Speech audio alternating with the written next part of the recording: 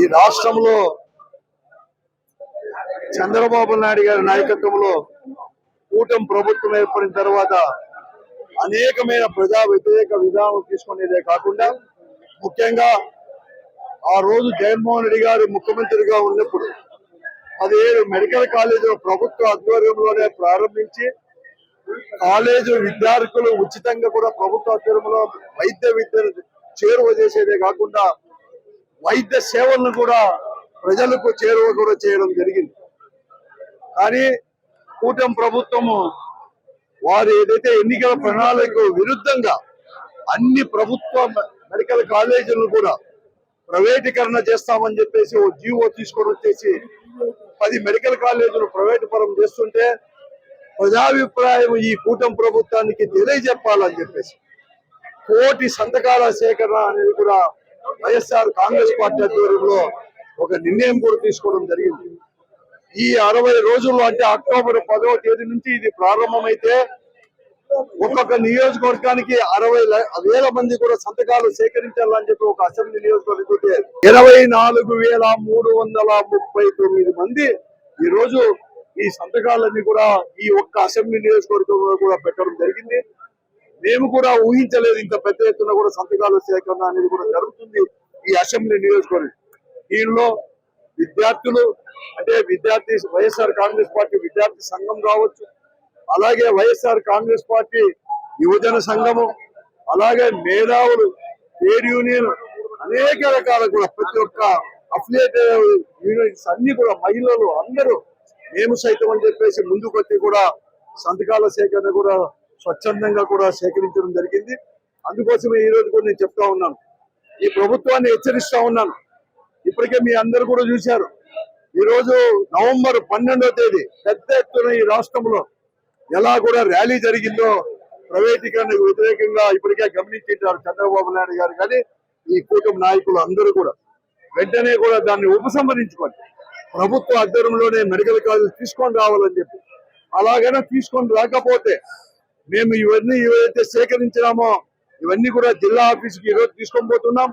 15వ తేదీ అనంతపురం జిల్లా వైఎస్ఆర్ కాంగ్రెస్ పార్టీ ఆఫీసు నుంచి పెద్ద ఎత్తున జిల్లాలోనే అందరూ కూడా ర్యాలీగా తీసుకొని పోయి అన్ని నియోజకవర్గాల్లో సేకరించే సంతకాలు సేకరించే కూడా విజయవాడకు కూడా 15వ తేదీ చేర్చబోతున్నామని చెప్పి కూడా తెలుస్తున్నాను.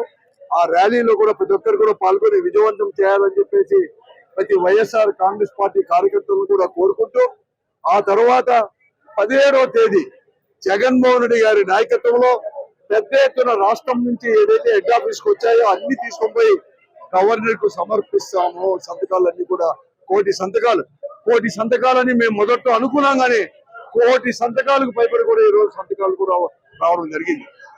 అందుకోసమే నేను చెప్తున్నాను, ఇప్పటికైనా ఈ ప్రభుత్వం వెంటనే కూడా విత్డ్రా చేసుకోండి ప్రైవేటీకరణ అనేది కూడా.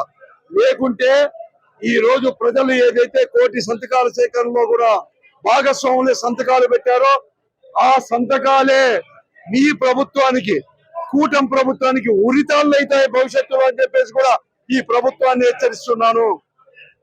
ప్రజా వ్యతిరేక విధానాలు చేస్తే కూడా అనేకమైన ప్రభుత్వాలు కూడా పడిపోయింది. ఒకటి చరిత్ర చదువుకోమని చెప్పి నేను అడుగుతున్నాను.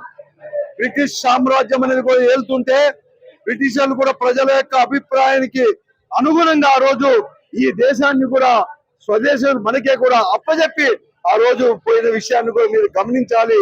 ప్రజాస్వామ్యం అంటే ఏమి, ప్రజల యొక్క అభిప్రాయం అంటే ఏమని కూడా గౌరవించాల్సిన బాధ్యత. లేకుంటే నేను చెప్పినట్లుగా ఈ సంతకాలే మీకు ఉరితాళ్ళగా అవుతాయని చెప్పేసి కూడా తెలియజేస్తున్నాను.